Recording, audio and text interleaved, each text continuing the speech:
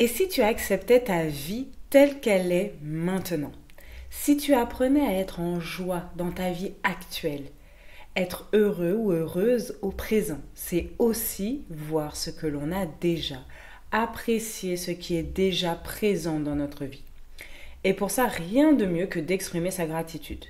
Selon les travaux menés par Robert Emmons et Michael McCullough, les personnes qui tiennent un journal de gratitude jouissent d'un niveau de bien-être physique et affectif supérieur. La gratitude, c'est une émotion extrêmement profonde et complexe qui joue un rôle fondamental dans notre capacité à être heureux. La gratitude consiste à remercier quand quelqu'un ou quelque chose nous a apporté un bienfait. C'est se concentrer sur ce qui est positif maintenant et remercier. On peut remercier les gens autour de nous, Dieu ou l'univers selon ses croyances, mais on peut se remercier soi-même. C'est tout aussi important de constater qu'on s'est apporté un bienfait. Oprah Winfrey a dit: la meilleure chose que tu puisses faire pour changer ta vie aujourd'hui, c'est de commencer à être reconnaissant pour ce que tu as maintenant. Et plus tu es reconnaissant, plus tu as. Elle ajoute aussi: je vis dans un espace de gratitude et pour cela, j'ai été récompensée 1 million de fois. J'ai commencé à dire merci pour les petites choses et plus je devenais reconnaissante, plus ma générosité augmentait. Ce sur quoi tu te concentres s'expand. Quand tu te concentres sur la bonté dans la vie, tu en crées plus. Alors, bien sûr, ce n'est pas en disant simplement merci à la vie de m'offrir des moments de joie que plus de joie apparaîtra dans ta vie sans rien faire. On est d'accord. Mais ce que Oprah veut dire, c'est que plus tu te concentres sur une chose, plus ton cerveau s'ouvre à cela. Plus ta conscience se concentre sur ça.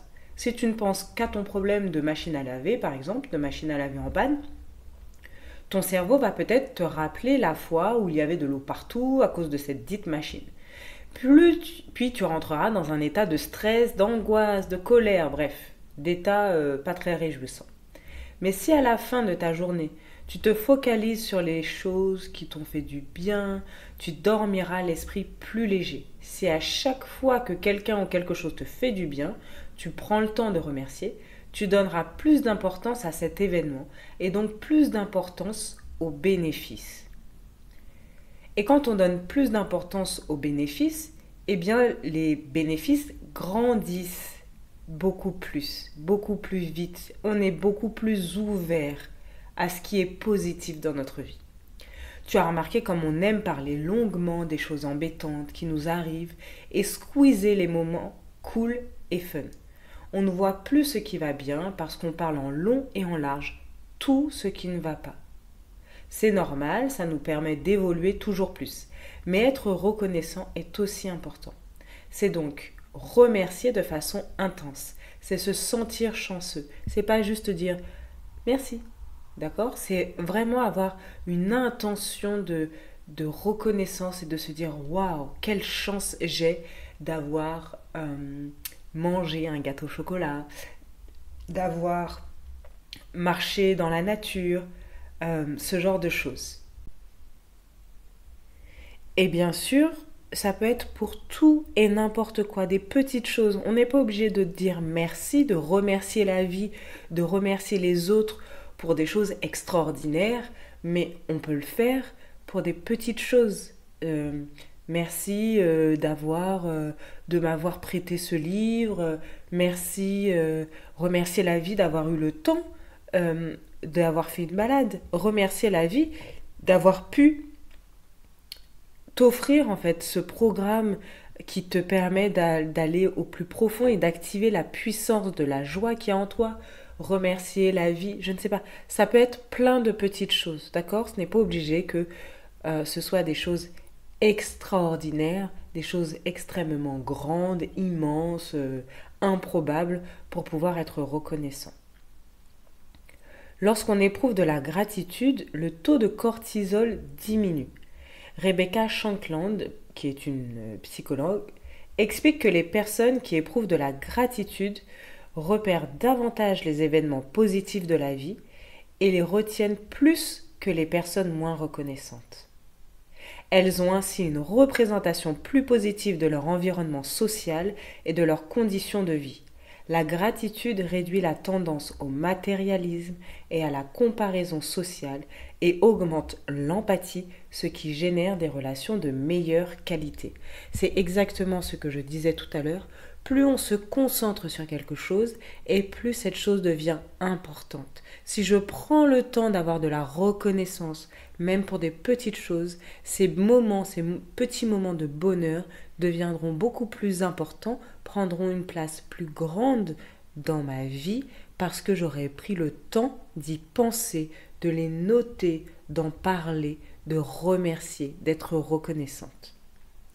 Donc cette pratique de gratitude, elle peut être faite seule. D'ailleurs, souvent on en parle, on dit d'être reconnaissant, voilà, on le fait, c'est quelque chose d'individuel. Mais elle peut aussi se pratiquer avec une personne de son entourage, donc par exemple un parent, son enfant, son conjoint, voilà. Et en fait, quand on le pratique avec une autre personne, ça consolide davantage la relation. Donc, dans ton journal de bord, tous les soirs, note 5 choses, peu importe les choses. 5 choses, 5 événements, 5 moments pour lesquels tu éprouves de la reconnaissance pour en ressentir les bénéfices. Donc ces choses, ça peut être des choses qui te sont vraiment arrivées dans la journée, ça peut être aussi des choses générales. Alors essaye de ne pas mettre que 5 choses générales, d'accord? De dire je remercie la vie d'être, je suis reconnaissante d'être en vie, je suis reconnaissante d'avoir de la nourriture, c'est très bien, mais essaye aussi de te focaliser sur des choses qui se sont passées dans ta journée. Même dans une journée horrible, on arrive à trouver des points de reconnaissance. Le but n'est pas d'oublier ces moments horribles, d'accord, et de faire comme si tout s'était bien passé. C'est simplement, ça permet aussi, par exemple, quand il y a une journée horrible, ça m'est déjà arrivé, une journée qui ne se passe absolument pas comme on l'avait prévu, il n'y a que des embêtements, en fait, des choses à régler, des problèmes, on est fatigué à la fin de la journée, eh bien, juste de pointer le doigt sur, allez, 3 choses dans la journée pour lesquelles on est reconnaissant, eh bien, ça apaise tout de suite, ça apaise vraiment le système nerveux, ça apaise, voilà, ça permet en fait de se libérer et de se dire que ma journée n'était pas que ça. C'est pas oublier que la journée était difficile, mais c'est se dire que ma journée, ce n'était pas que ça. Parce que souvent aussi, quand on sort d'un système de joie, c'est parce qu'on croit que la vie, ce n'est que tristesse, ce n'est que peine, ce n'est que souffrance, etc. Et donc, pointer du doigt, par exemple, quand c'est une journée difficile, on doit trouver 5 choses pour lesquelles on est reconnaissant. On peut en trouver 2, 3 générales. Merci d'être en vie, merci pour la nourriture, etc. Et en trouver 2, 3 de la journée, des moments de la journée où on sait, pour lesquels on est reconnaissant.